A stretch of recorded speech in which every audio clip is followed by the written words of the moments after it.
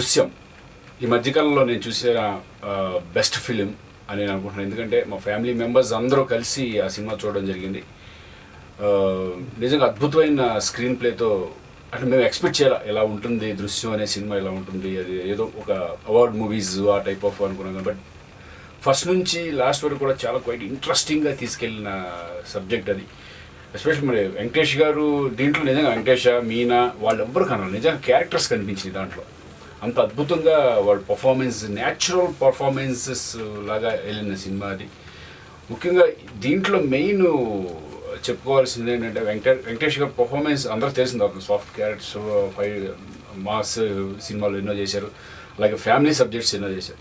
But ఇదేంటంటే under play చేస్తూ వెళ్ళే క్యారెక్టరు ఒక రకంగా చాలా కష్టమైన క్యారెక్టర్ అనుకున్నాను. ఎందుకంటే ఎమోషన్స్ ఎక్కువ లేకుండా ఒక ఫాదర్గా కూతుర్ని, ఒక పక్కన వైఫ్ని ఇలా ఒక దారిలో తీసుకెళ్లే క్యారెక్టర్ చాలా ఎక్కడా కూడా వెంకటేష్ గారు కనపడాలి, నాకు తెలిసి క్యారెక్టర్ కనిపించింది. అంత అద్భుతంగా ఆయన కూడా చేయడం. అలాగే మెయిన్ లొకేషన్స్, అదే సినిమా ఏ హైదరాబాద్ లాంటి దాంట్లో ఎక్కడో ఇక్కడెక్కడ తీస్తే కనుక అంత ఇంపాక్ట్ ఉండేది కాదేమో నాకు తెలిసి.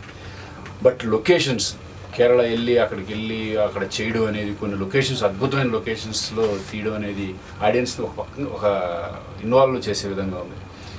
ముఖ్యంగా ఏంటంటే ఈ సినిమా నేను అబ్జర్వ్ చేసిందంటే ప్రతి ఒక్క యూత్ అందరూ కంపల్సరీ చూడాల్సిన సినిమా ఇది.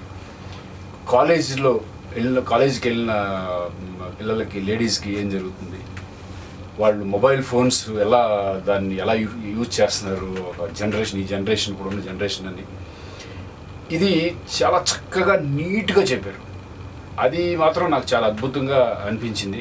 అందుకే ఏంటంటే ప్రతి ఒక్కళ్ళు ఈ సినిమాని చూడాలని నేను అనుకుంటున్నాను. ఈ మధ్యకాలంలో నేను చేసిన వండర్ఫుల్ మూవీ.